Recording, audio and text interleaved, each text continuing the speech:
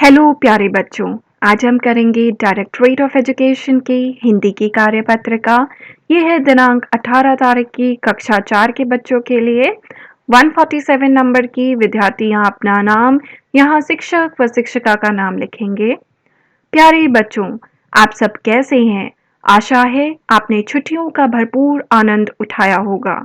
पिछली कार्यपत्रिका में हमने जाना कि सुनीता अपने सारे कार्य खुद करती थी तथा उसकी दिनचर्या के माध्यम से हमने क्रिया शब्दों को सीखा था। आइए बच्चों, अब हम इस पाठ से कुछ नया सीखते हैं। निम्नलिखित अनुच्छेद को पढ़कर प्रश्नों के उत्तर दीजिए।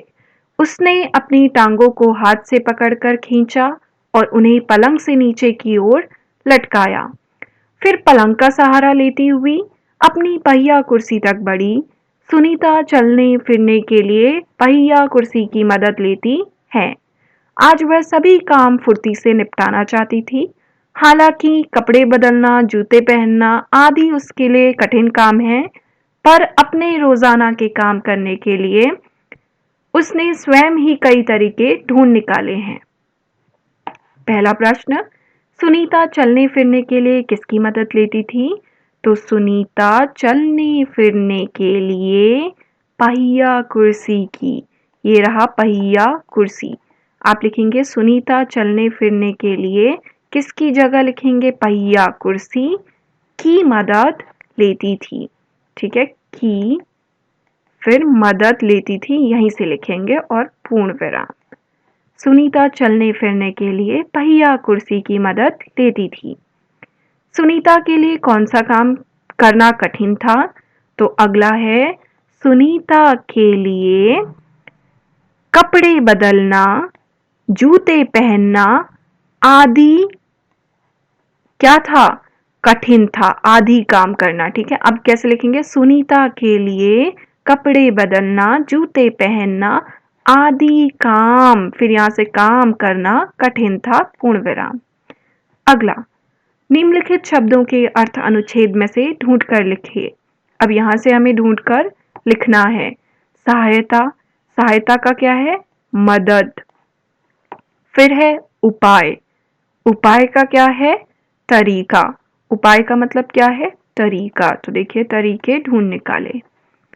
अगला, यहाँ पे आप लिखेंगे तरीका और सहायता का मदद। निम्नलिखित शब्दों के विलोम शब्द अनुच्छेद में से ढूंढकर लिखिए। अब अनुच्छेद में से हमें ढूंढकर लिखने हैं विलोम शब्द। सरल का विलोम हम सबको पता है, क्या होता है? कठिन। सरल, कठिन। यहाँ पे है कठिन, ये देखिए कठिन। उसके बाद आलस, आलस का क्या होता है?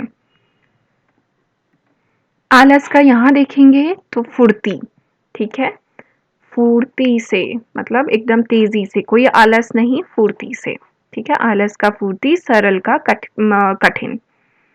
इसके बाद सुनीता की पहिया कुर्सी पाठ में आप सभी ने कुछ शब्दों को पढ़ा, जैसे जिंदगी, फरीदा, बाजार आदि।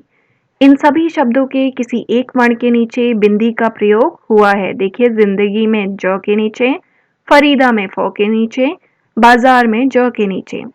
कुछ वर्णों जैसे क, ख, ग, ज, फ के नीचे लगी बिंदी नुक्ता कहलाती है। नुक्ता लगने से इन वर्णों का उच्चारण बदल जाता है।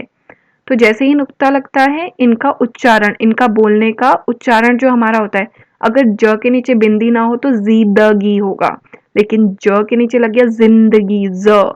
वैसे ज है लेकिन बिंदी लगते ही ज, बाजार, और नहीं लगाए तो बाजार।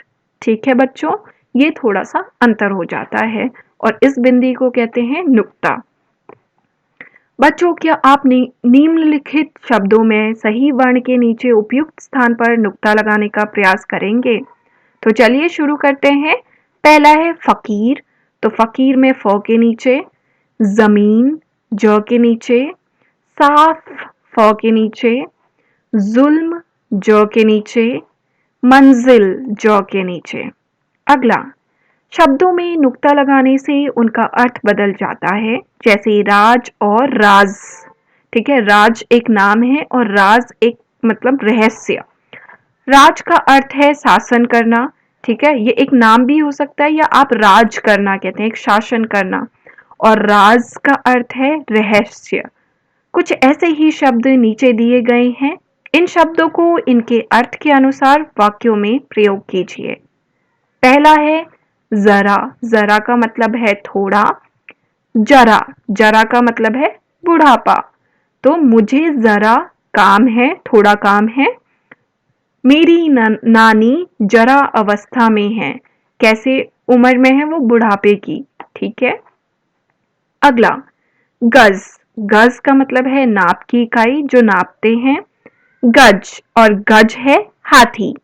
तो उनकी 50 गज की जमीन है। कितनी जमीन है उनकी जहां वो घर बनाने वाले हैं? 50। और गज मतलब हाथी। तो गज की कैसी सूंड होती है? लंबी। अगला, अगर बच्चों आपने चैनल को सब्सक्राइब नहीं किया है, कर लीजिए ताकि आने वाली वर्कशीट आपकी मिस ना हो। आज की वर्कशीट थोड़ी लेट आई है, लेकिन कल से समय पर आएगी। अभिभावकों के लिए सुझाव: अपने मित्रों को सही कार्य में मदद करना एक अच्छी आदत है। बच्चों से पूछिए कि अगर सुनीता जैसा कोई दिव्यांग बच्चा उनका मित्र होता तो वे उसकी मदद कैसे करते।